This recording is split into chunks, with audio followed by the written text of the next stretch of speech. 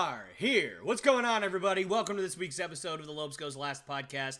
I, of course, am your host, Tyler Lopes. If you have not subscribed yet, please feel free to do so. Also, hit that bell icon so you never miss any one of my videos. Also, please like and share this video so you can help the podcast grow. And please follow me on Facebook and Twitter. That's at Lopes Goes Last podcast on Facebook and at Lopes Goes Last on Twitter. Links to those, as always, will be down in the description below. So this will be the last podcast episode before the big rebrand. I am recording this just a couple of days before the big move. If you have no idea what I'm talking about, please check out my video where I kind of explain everything. It's called Things Are Going to Change or something like that. So if you have not checked that out, I will link that in the description if you are confused. So I won't go into it anymore for those of you who have already seen it. Now, this episode is going to be covering one thing and one thing only, and that is the MLB trade deadline. It just ended August 1st, so 2 days ago as of time of recording. And so all of the moves are in the books, and I wanted to go over, as best I can in reverse chronological order, all of the moves that have been made. Now, honestly, I'm not sure if oldest to new is reverse chronological order or if new to old is reverse chronological. I'm doing it from oldest to newest. So from June 30th to August 1st, I'm doing it. So that's the way I'm doing it.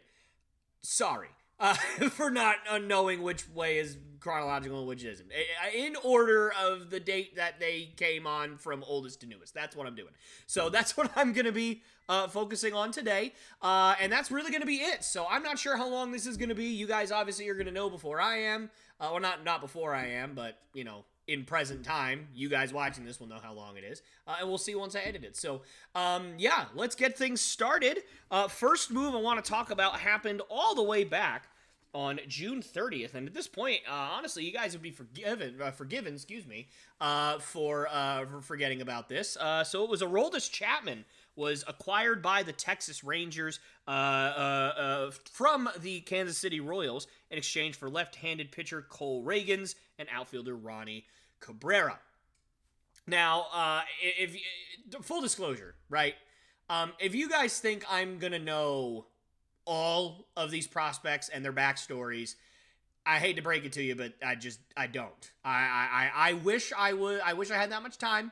But I do not. So I'm not going to talk about all of the moves that have happened. I'm going to talk about most of them because, you know, if there's fringe big leaguer that I've never heard of traded for other fringe big leaguer that I never heard of, there's nothing I can really share on that. But obviously the moves that I know about, players that I do care about and have things to say on, I will talk about, which is going to be the vast majority of the moves, obviously, but there are going to be a few that I didn't necessarily deem as not necessarily worthy, because that's not how that works, but just that I wouldn't be doing it justice if I talked about it. So anyways, back to the Aroldis Chapman deal. So obviously the Rangers had a very busy trade deadline, and they started all the way back in June when they got Aroldis Chapman to help shore up their kind of worn out and a little bit under performing bullpen. So bringing in Aroldis Chapman, even at his age, he could still provide a lot of value. So I thought that was a good trade for the Rangers. They need bullpen help. The Royals are a pretty good team, honestly, to go to for bullpen help at that point. You know, obviously Aroldis Chapman, Scott Barlow, Josh Stallman, guys like that are pretty good in their bullpen. So guys that, you know, really can help out a team. So the Rangers taking advantage of that at that point to get Aroldis Chapman. Now, obviously, I don't know how he's performed since then, but obviously I haven't heard anything catastrophic. I haven't heard anything fantastic. So my guess is he is just having a regular Aroldis Chapman season. He might even be hurt. I genuinely do not know. So we'll see how that pans out. Obviously, the Rangers are pushing to be, you know, among the best teams in baseball and are one of the favorites to make a deep postseason run, possibly even make it to the World Series in the American League. So we will see what happens there. I think that they are among the best teams in the American League. I wouldn't be surprised if they made the World Series this year, especially after all of the moves that they've made, most of which I will talk about later. So we'll see how it pans out. Chapman has not had a lot of success in the postseason, so I don't know how much that's going to hinder or help the Rangers at that point if he makes it there. So we will have to see. A few days later, the New York Mets acquired Trevor Gott and Chris Flexen from the Mariners for Zach Muckenhirn. Muckenhirn. I don't know how to pronounce it. Sorry. I thought this was interesting because Chris Flexen was thrown into this. And I don't really necessarily know who Muckenhirn really is. I haven't really heard him, but he's obviously good enough to be traded for for Chris Flexen and other things. And Chris Flexen, while he hasn't been a great MLB starter, he is a guy that has proven himself to be able to throw some innings, albeit sometimes ineffectively. So it was just an interesting trade to me. I thought I'd mention it. Chris Flexen going to the Mets now. And so we'll see how that goes, especially with the Mets. Chris Flexen might get a decent opportunity now. And moving on, the next trade I want to talk about is going to be the Orioles. They acquired Shinichiro Fujinami from the Oakland Athletics in exchange for left-handed pitcher Easton Lucas. Now, this was one of the first, if not the first, dominoes to fall for the Athletics. I thought the Athletics would be a little bit more active during the trade deadline than they were. They did make a couple of moves, but not nearly as many as I would have assumed. Although, granted, they don't even really have anything that's all that valuable, so maybe it shouldn't have surprised me. But Shinichiro Fujinami gets to go to a good to great Orioles team right now. I do believe they are still winning the division at this point in the AL East, which that is just amazing. Congrats to the Orioles at this point. I mean, even if they end up not winning the division, I will be honest, I did not give the Orioles any credit. I did not think they would be as good as they were last year. They are not only as good as they were last year, they are better than they were last year, and they deserve to be where they are. And so congrats to the Orioles, and they just get another decent piece. Now, it's going to be interesting to see, whether Fujinami is a starter or a reliever, because he's been both throughout his career. This year, he is mostly been in the bullpen, to my knowledge, out in Oakland, which is interesting considering how bad their starting rotation has been. So that's not necessarily a great sign. Looking, he had an 8 ERA as a starter and a 5 ERA as a reliever. Neither of those are good, but you know what? I guess if you're looking for something, you gotta slim pickings for relievers, and so we'll see. He might be better in Baltimore. My thing is that Oakland is a pretty hitter-friendly ballpark, or excuse me, a pretty pitcher-friendly ballpark. My apologies for the misspeaking there, but it's a very pitcher-friendly ballpark.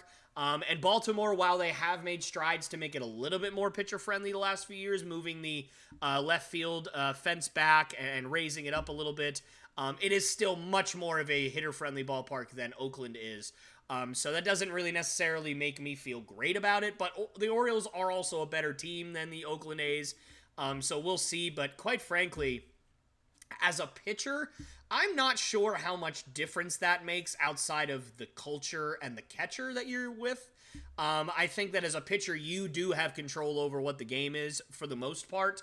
And so if you're good, even if the rest of the team is bad, you can mostly control what happens. Now, you can't necessarily control if you win the game or lose the game, but you can control how well you perform, and how well you perform affects, half the game. So it's a little different for a pitcher than, if it was, if they had traded Esteury Ruiz to Oakland, then to Baltimore, I wouldn't be surprised if he had a much, much better year.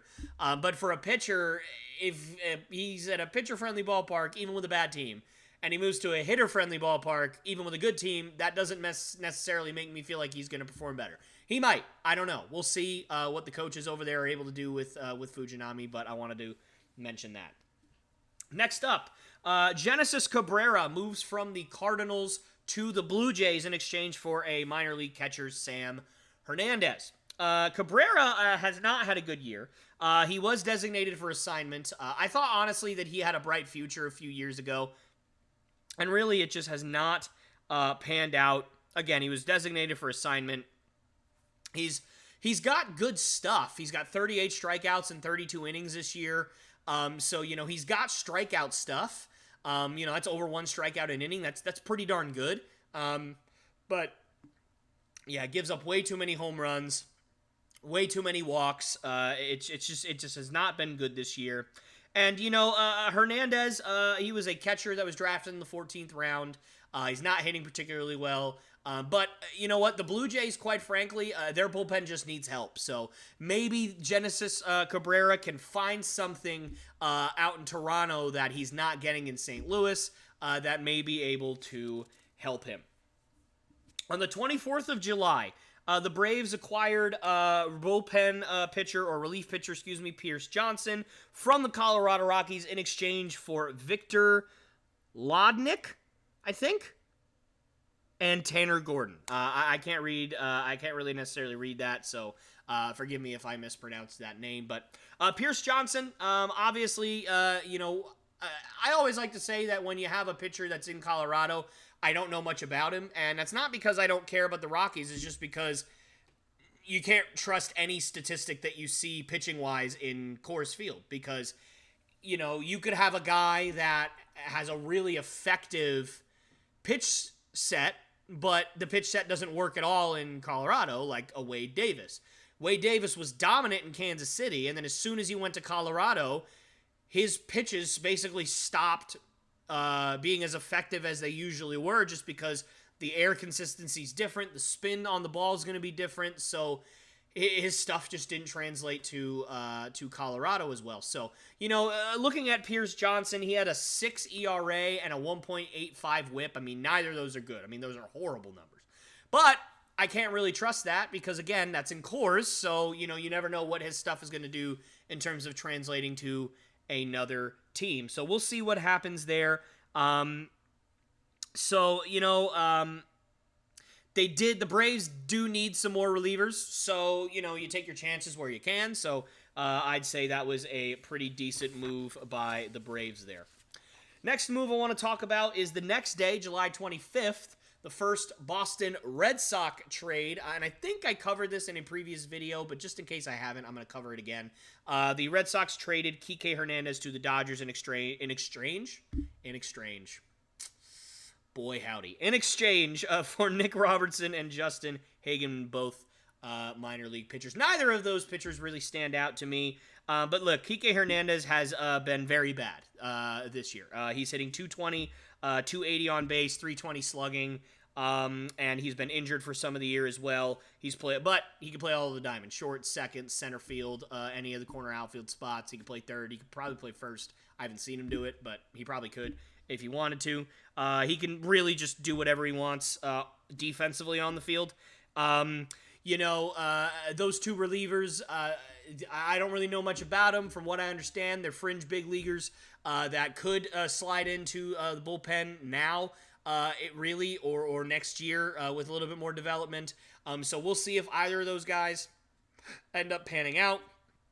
We will see. But yeah, quite frankly, again, like I've talked about before, I think in a previous video, Kike Hernandez was a lot of fun to watch in the postseason a couple years ago. He was on fire. It was a lot of fun watching him tear up a baseball for a few weeks. But outside of that, I mean, he hasn't brought any value.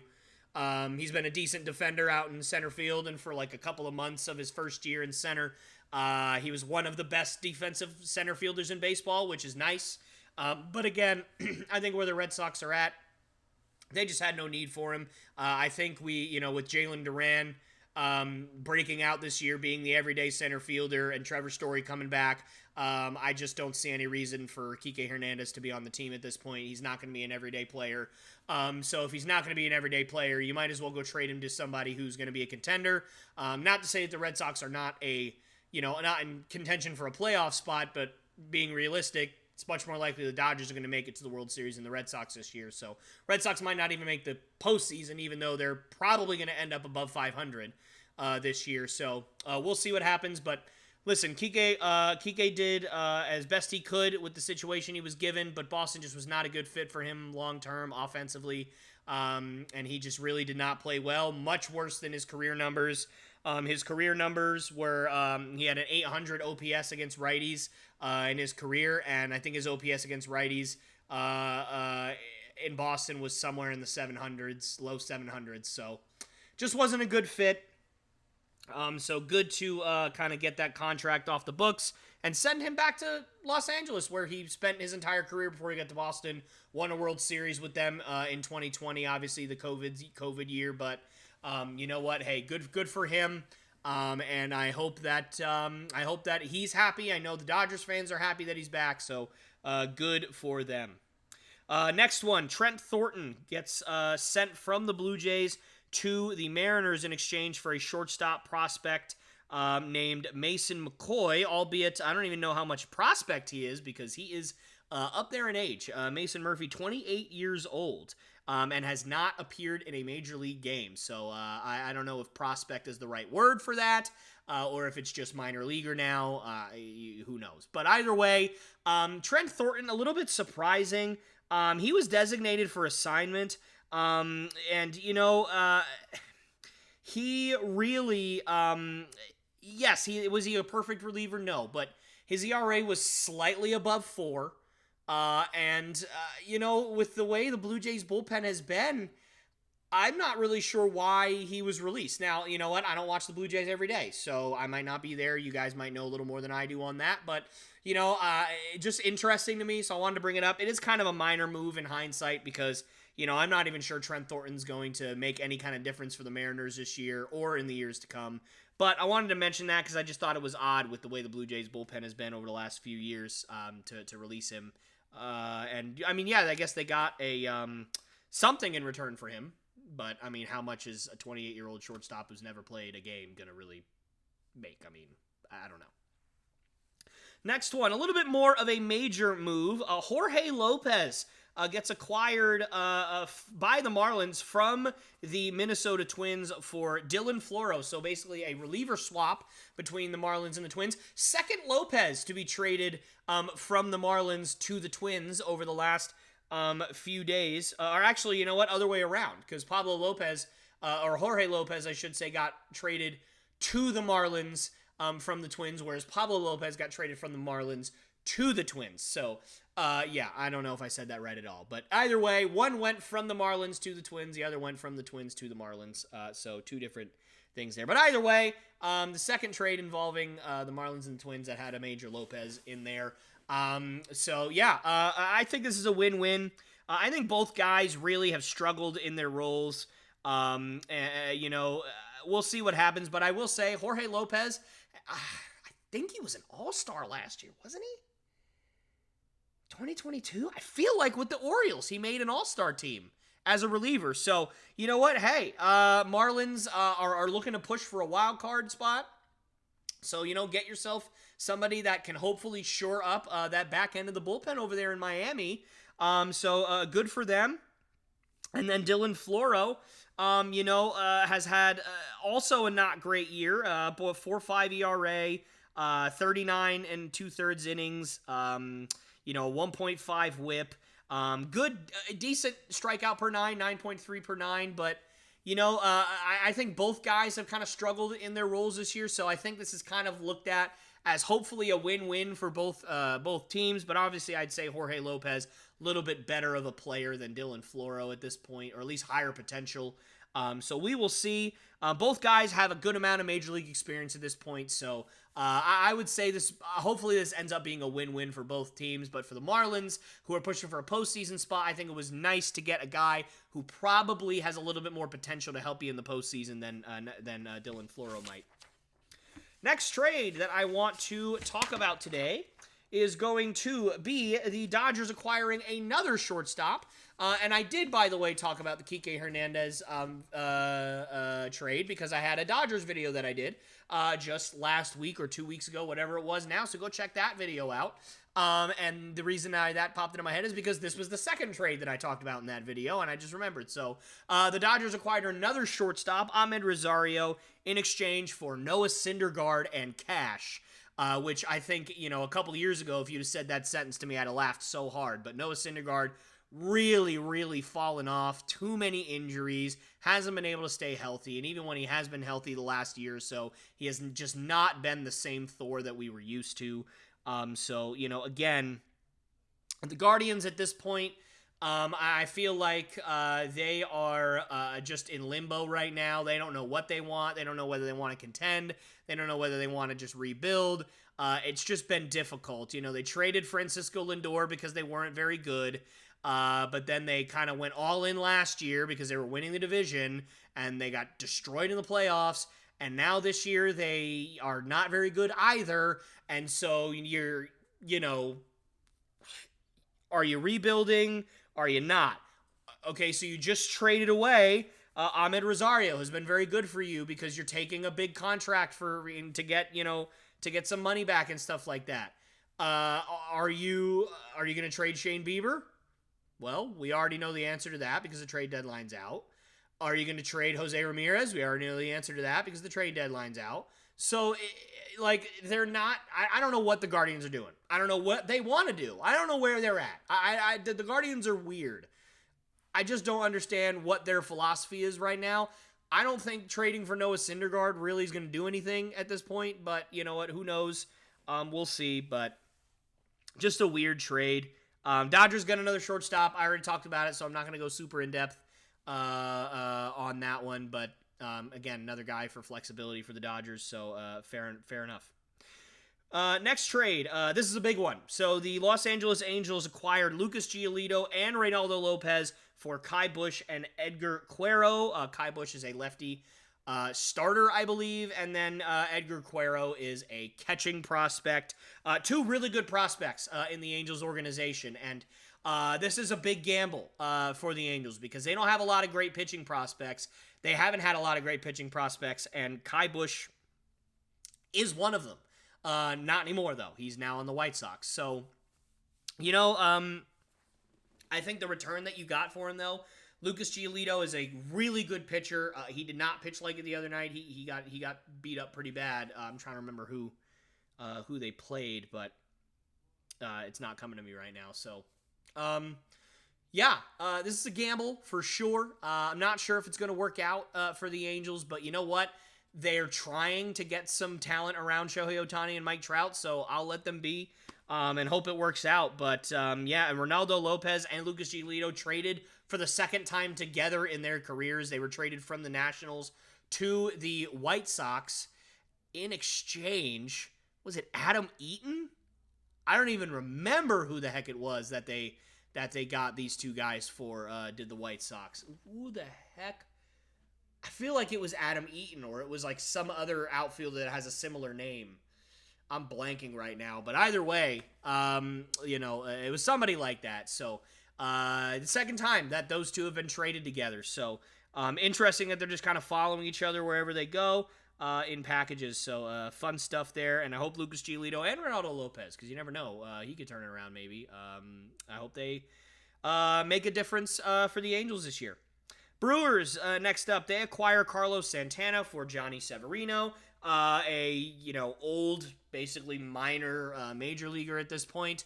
Not really going to do a whole lot to move the needle, I would say, in exchange for a meh prospect. So it doesn't really do much for me.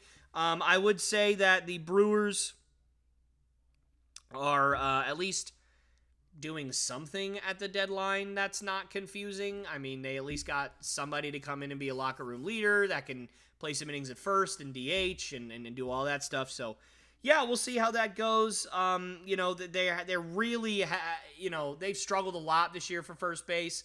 I think I read somewhere, I think it was like 7 guys or 8 guys have played first base for the Brewers at some point this year. Like, that's a lot. That is a lot of people that have had innings at first base at one position. So there's really been, they're trying to find somebody to lock it down a little bit, and Carlos Santana is the guy to do that. So you know what? Fair play to them, and we'll see what happens. But I feel like they could have done a little bit better than Carlos Santana. But alas, Carlos Santana is who they chose, so they're going to have to roll with it, and we'll see what happens. Next up, the Marlins acquiring David Robertson from the Mets in exchange for a couple of minor league prospects. And this was a pretty talked about move because Max Scherzer really brought it up in an interview, which we'll talk about Max Scherzer later, spoiler. And he just said he was disappointed. They felt like they were waving the white flag. Maybe they are.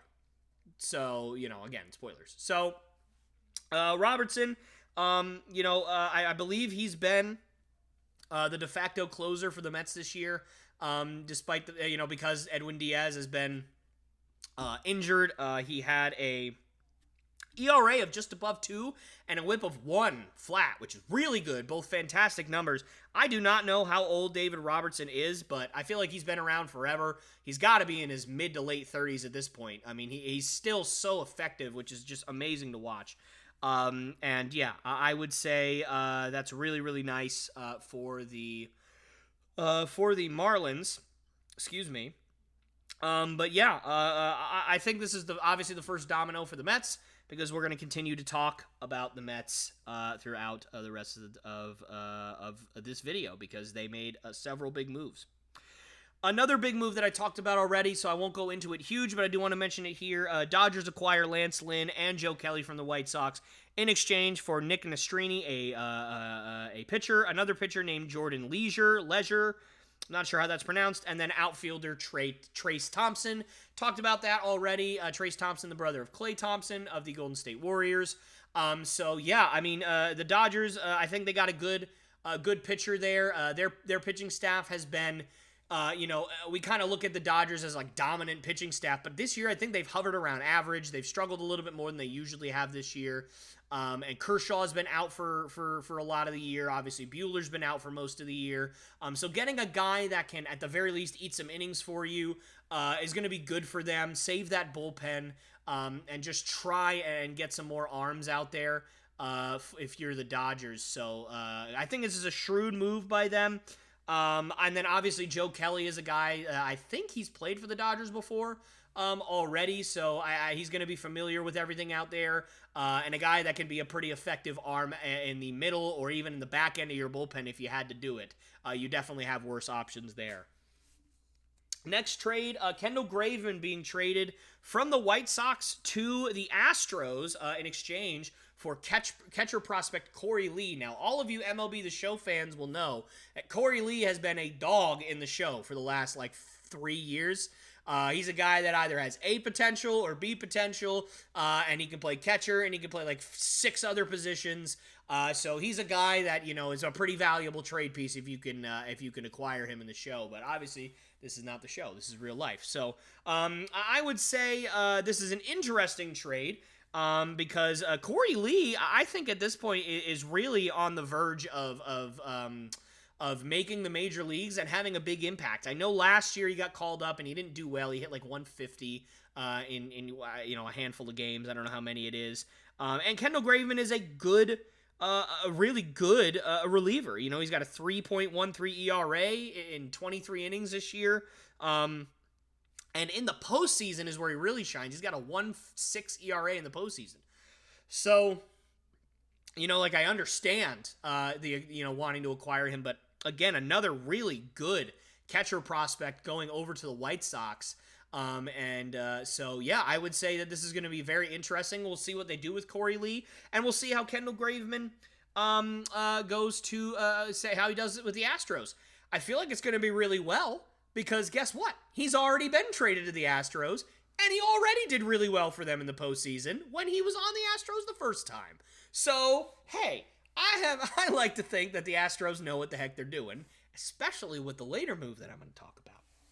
Next move that I want to talk to you guys about, the Rangers acquire Max Scherzer. So here comes the big one. Max Scherzer got traded from the Mets to the Rangers in exchange for Luis Angel Acuna, who is the brother of, obviously, Ronald Acuna of the Braves, who I think will win MVP in the National League this year. And not a whole lot to say about this, but what a big move for the Rangers. Max Scherzer, obviously, having a down year. He's getting up there in age. That happens with pitchers, guys. I mean, nobody's immortal. And Max Scherzer, I picked to win the Cy Young this year. has not worked out that way. He's battled injuries. He's been not as effective as he usually is, but he is still Max Scherzer. He is still a guy that's going to go out there and be able to give you quality innings. You know what? Let's look at his stats. He's got a 4.01 ERA, so slightly above 4, 121 strikeouts and 107 innings. Now, are those Scherzer numbers that you're used to seeing in the low threes and high twos, with all those strikeouts and a little more innings? No, they're not, but they're still very good. They're still pretty good numbers. And he's going to a little bit more of a pitcher-friendly ballpark, a little bit better team, so hopefully that ERA will go down a little bit as he gets used to pitching out there in Texas. Obviously, now this would be the second Mets pitcher that has gone from the Mets to the Rangers, first being Jacob deGrom, who unfortunately is out until a lot of next year, I would say. Maybe middle of next year, he'd be able to come back maybe for the postseason, so... it's tough that we're not going to get to see those guys together at the top of the rotation in Texas, although we did get to see it a little bit in New York. But, yeah, good move, I would say, for the Rangers. They're going all in, and I don't blame them. They have not really been relevant since the early 2010s, so I would say that this is awesome to see, and I hope that they make it. I didn't give the Rangers a lot of credit either this year. I didn't think they'd be as good as they were, and obviously I was incorrect about that too, so... wrong lots and lots of times over here on the Lopes Goes Last podcast, unfortunately, but that's okay. We're all here to learn. And I hope that Max Scherzer, dominates and the Rangers make a deep postseason run, because I think that team would be a lot of fun to watch. Next up, Jordan Hicks going from the Cardinals to the Blue Jays in exchange for a couple of minor prospects. This is what the Blue Jays needed to do. Obviously, they need to get some bullpen help, and Jordan Hicks is a big trade for them, a big trade piece for them, and a big guy that you could just put in the back end of your bullpen right now. 3.67 ERA, 59 strikeouts in 41 innings. I don't know what that math ends up being at, but he has gotten some save opportunities, and he's only gotten one blown save in, I think, 10 opportunities over the last couple of months. Somewhere in that range. So, I mean, he's done well when he's been given the chance. Is he a perfect pitcher? No. Does he have control issues? Yes. Does he have complete command of all of his pitches? No. But you know what? The Blue Jays need some back end and even front end bullpen help, and Jordan Hicks is a great guy to be able to do that. And maybe he'll find something in Toronto that he does not have in St. Louis. We will see. But I'm very excited to see how that ends up working out. Another big trade for the Texas Rangers coming up here. They acquired Jordan Montgomery and Chris Stratton for 3 prospects. Thomas Sagisi? I don't know how to pronounce it. Sorry, guys. I'm trying my best with names. Takoa Roby and John King. Those two are pitchers, and then obviously Sagisi, whatever it is a shortstop. All of those guys are very, very good prospects. So King is the least known, I would say, out of the 3. But Roby and Sagis are both in top 15 Rangers prospects in their farm system. So very, very good prospects. I don't quite think that they're in the top 100 total prospects. I think they're outside of that, but still pretty good players. And listen, Jordan Hicks. Sorry, wrong Jordan. Wrong Cardinals pitcher named Jordan. Jordan Montgomery has been a revelation out in St. Louis. So I think it was a good idea for them to trade him because he was not that good in New York. He pitched very, very well in St. Louis for around a year or so, and then now they flip him for some good prospects. So I think that they made out really well with that. I think they got a net positive there. Obviously, for the Cardinals, you're disappointed you're not contending, but. Montgomery is obviously very, very good, and it's going to be very interesting to see how, where he ranks among the starters in Texas, because, right now, you've got Dane Dunning, obviously. You've got Nate Eovaldi, who's probably been the de facto ace out there. You've got John Gray. Now you're going to have Montgomery, and you're going to have Scherzer. That is a really, really nice starting 5, and, I might be even forgetting somebody at this point. Andrew Heaney's still there. He might move to the bullpen. We've seen him do that with the Dodgers and with a couple other teams. So we'll see what happens. But the starting depth that they're going to have out there when these trades are done and when they get back fully healthy, it's going to be crazy because, think about when DeGrom comes back. You'll have DeGrom, Scherzer, Uvalde, Gray, Montgomery. That's your 5.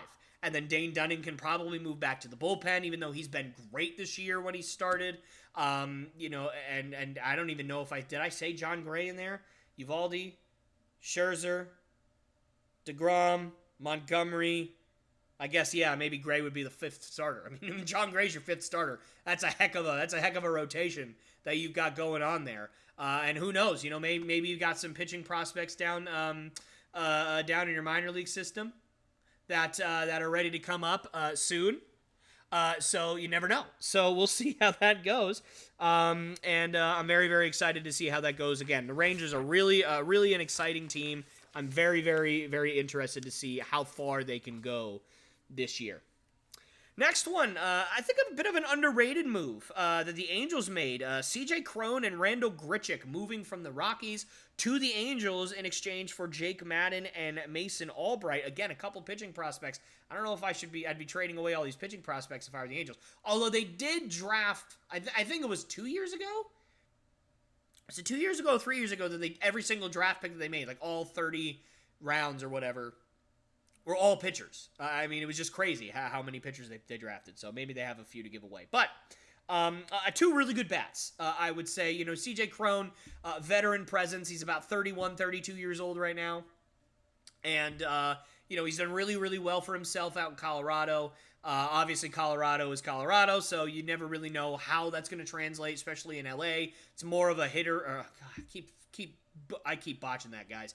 More of a pitcher-friendly ballpark than a hitter-friendly ballpark. So we'll see. But yeah, I like the move. And then Randall Grichuk is a guy that you can slide in, and you can DH him when Shohei's pitching, and it would be good. He can be a good bench bat for you, or he can actually play some outfield for you and eat some innings out there. Even though he's not the best defender in the world at this point. So we will see. And hello, looks like just looking at that, Colorado actually sent over some money to the Angels, which I'm sure the Angels probably need considering their payroll is ridiculous. Now, moving on to the prospects in this trade, I don't know a whole lot about Mason Albright, but Jake Madden, I think he is a top 10 prospect in the Angels organization, or at least he was last time I had checked. Good player. Obviously, a guy that I don't think was going to make a huge difference in the Angels rotation over the next year or two. So, if you're the Angels and you're wanting to keep Shohei Ohtani, you got to get rid of some talent to be able to try to convince him to stay. So don't blame them at all. I completely understand where they're coming from here. And again, C.J. Cron and Randall Grichuk are 2 guys that really can shore up and deepen that lineup. Cron can slide right in at first base. And either platoon with Jared Walsh or just have Jared Walsh not play anymore. Jared Walsh really has fallen off. He has not had a good year. Didn't have a good year last year. Really thought that he was breaking out a couple of years ago, but now I just think he's probably he really can't be counted on in the postseason, I would say. So getting a guy like C.J. Cron that's got a good power bat to him and plays solid defense over there at first as well, I think is a great move. And then obviously we talked about Randall Grichuk earlier and what he could bring there. The Rays acquired Aaron Savali from the Guardians in exchange for first baseman Kyle Manzardo. Now, Kyle Manzardo, I don't know a whole lot about outside of the fact that he's really good. He's a top 50 prospect in Major League Baseball. And unless I'm mistaken, the Rays really need help at first base. I mean, it's been G-Man Choi for the last handful of years. Maybe Yandy Diaz has slid over there now. You got like Josh Lowe, maybe that can play first a little bit. But I was hoping that, Kyle Manzardo would really, sorry guys, really struggling if you can't tell. I don't know what's going on with my sinuses here, but it's the pain of the job, I suppose. So I was really hoping that Manzardo would really step up and kind of fill that everyday first base role that the Rays have not had real consistent play at over the last handful of years. So kind of surprising that they gave him up in a trade for Aaron Savali. I mean, again, Savali, he's been pretty good.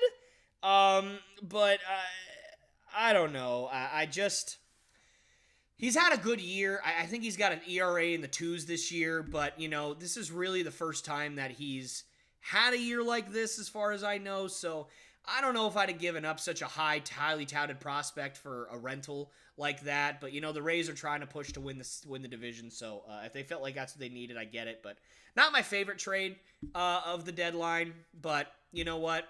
If that Kyle Manzardo guy ends up not really doing much, it's not going to matter anyway. So we'll see how that goes. Diamondbacks acquired Paul Sewald from the Mariners in exchange for Josh Rojas, Dominic Canzoni, and Ryan Bliss. One obviously major league starter for the, or at least a platoon player, I would say, for the Diamondbacks, and then a couple of decent prospects as well. So pretty good haul for a reliever. So the Diamondbacks, they're serious, man. They know that their offense is pretty darn good. And so they're trying to shore up that bullpen, shore up the starting rotation. So good for the Diamondbacks. I really, really like this. It's great to see the Diamondbacks actually buying at the deadline instead of selling for once. So that's really, really nice to see. So good for the Diamondbacks. And I like Paul Sewald a lot. I mean, he's obviously going to slide. He might even be their closer now, but he's definitely going to slide somewhere in the back of that bullpen. So good on them. The Brewers acquired Mark Canha from the Mets in exchange for Justin Jarvis, who is a minor pitcher in their organization.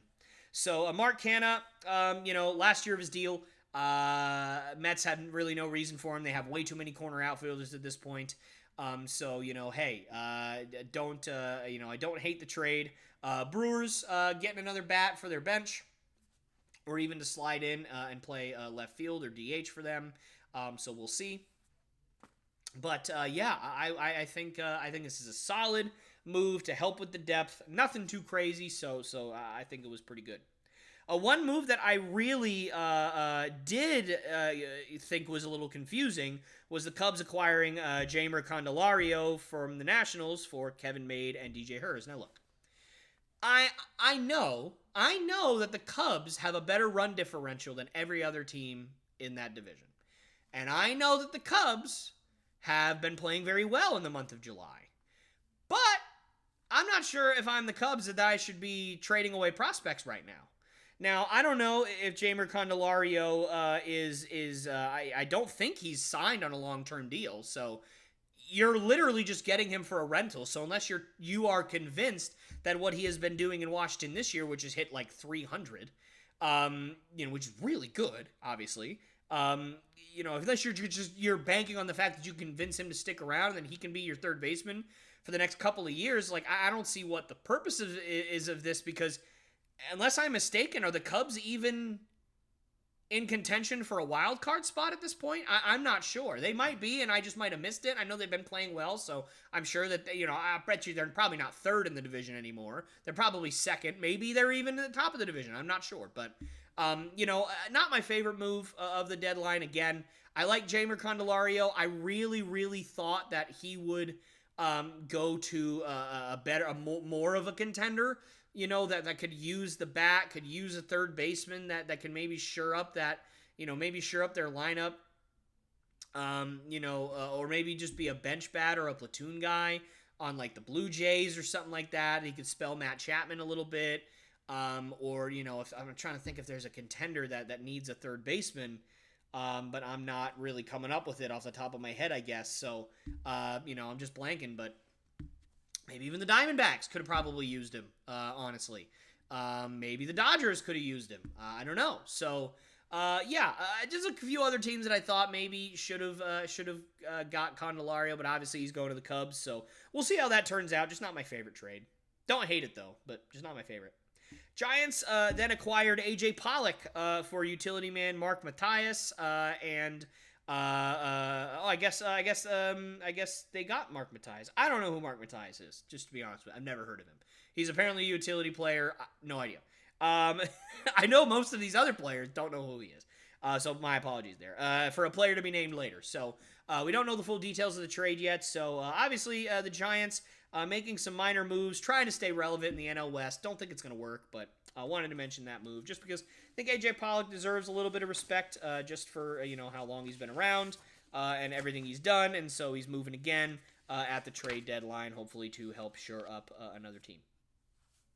The Diamondbacks actually ended up, I did forget about this, to be honest with you, acquired a third baseman in Jace Peterson to help them out. Probably will replace Josh Rojas in that lineup to kind of shore it up.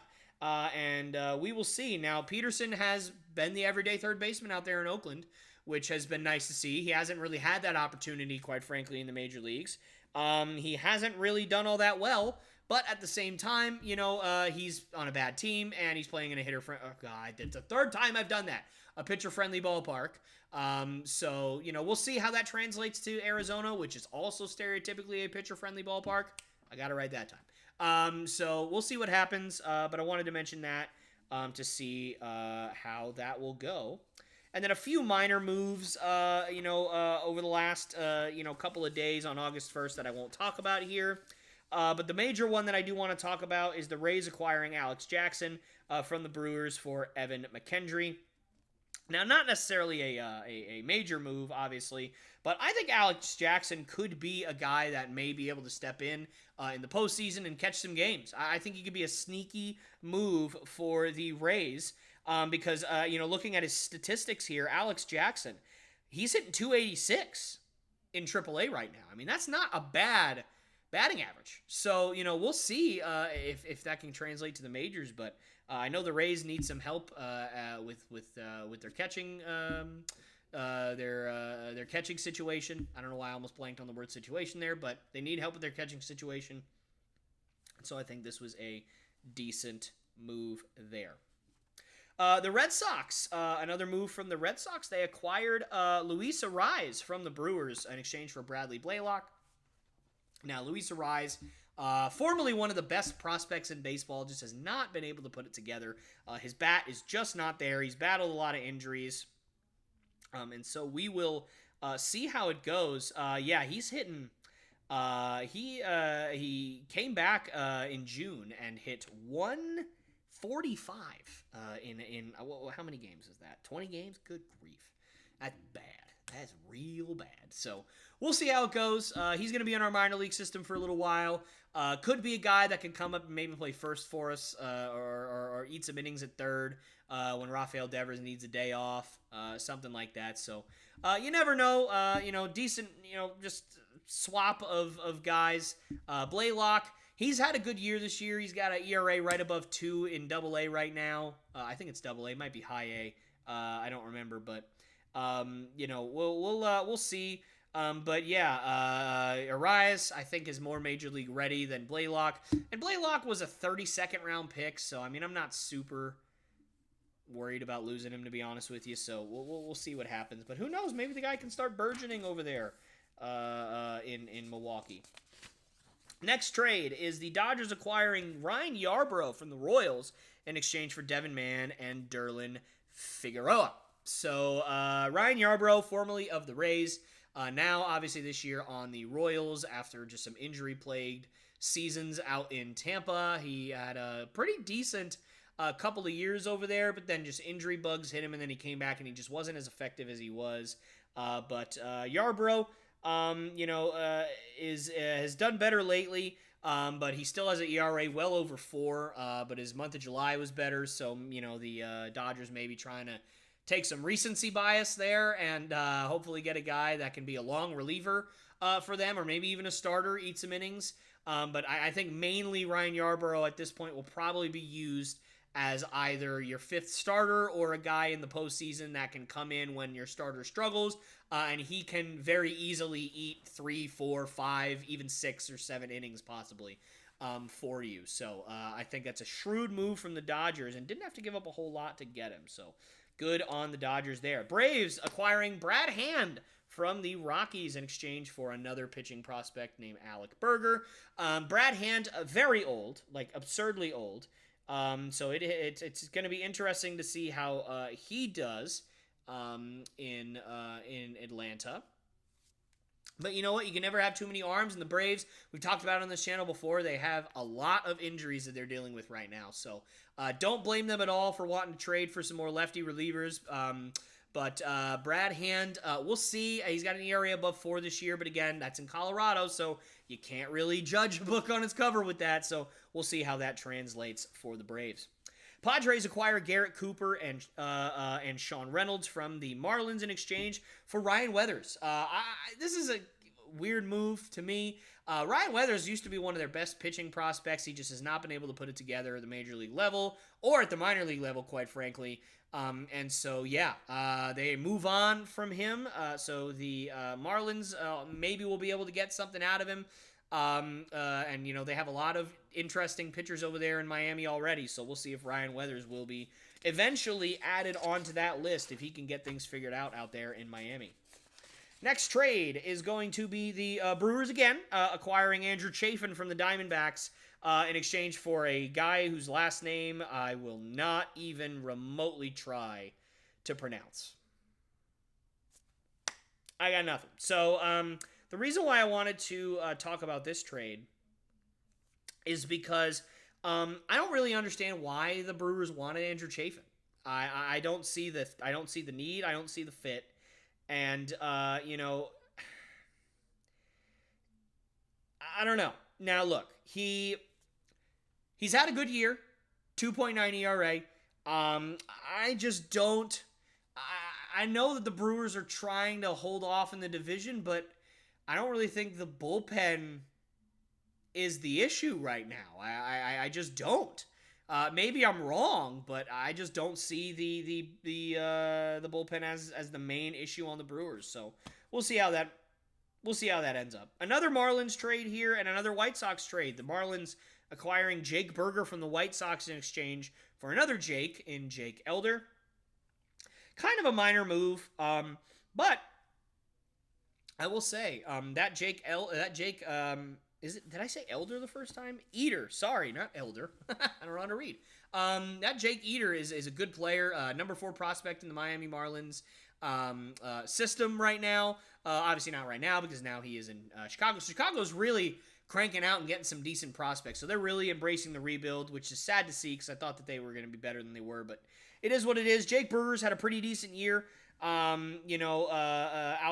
of a couple of bad months. So Burger's have been doing reasonably well, so maybe he can translate that over to the Marlins. The Yankees actually made a move here. Kenyon Middleton being acquired from the White Sox in exchange for Juan Sorella. Sorella is going to just go right to the minor leagues. Kenyon Middleton, we'll see what he does for the Yankees. Kind of provide some more bullpen depth. Not a whole lot to say there. The Diamondbacks with another nice move, trading for Tommy Pham from the Mets in exchange for Jeremy Rodriguez. Pham's on another guy on a 1-year deal. Again, the Mets have too many corner outfielders, so trade a few, get some prospects back. Pham has been talked about as one of the better outfielders in baseball, and his numbers don't necessarily pop out all that much to me. But, it is what it is. He hasn't had a bad year. I mean, still 270, 350 on base, 470 slugging. That's pretty solid. It's not nothing to sneeze at. Just, one of the best outfielders in baseball statistically. I don't really see that necessarily. But, I think that's a good move for the Diamondbacks. We'll see how he fits with the culture there. Tommy Pham has not necessarily been known for being coachable. Or being a guy that, necessarily does what people tell him to do or ask him to do. So we'll see how that goes. Padres acquiring Rich Hill and Ji-Man Choi from the Pirates in exchange for an infield, outfield, and pitching prospect. Rich Hill's still kicking. I don't know how he's still doing it. He's 58 years old at this point, but he's still going. And I know I mentioned Ji-Man Choi a little bit earlier. He moves now from the Pirates to the Padres. And it's interesting to see the Padres not selling. They are still going for it.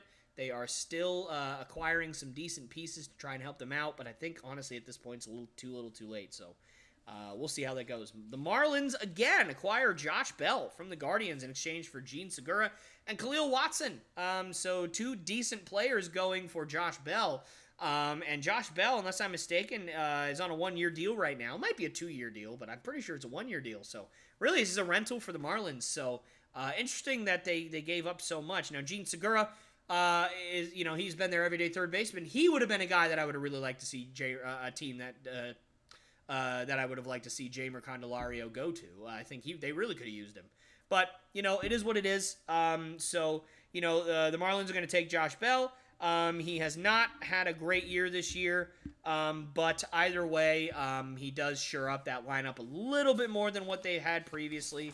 So don't hate the move at all. And the Marlins, again, they're going for it, man, and I'm happy for them. I hope it ends up working out, and I hope that they end up making a nice postseason run, because I haven't seen a nice Marlins postseason run in a little while. Another one, Phillies acquiring Mike Lorenzen for Hao Yu Lee from the Tigers. Mike Lorenzen had a decent year a couple years ago. I think he's still got really good stuff. He's done pretty well this year. I believe he made the All-Star team. A couple of good years in a row here for Michael Lorenzen. I think he's really starting to kind of figure it out, put it together. He's got some really good stuff, as I was mentioning earlier.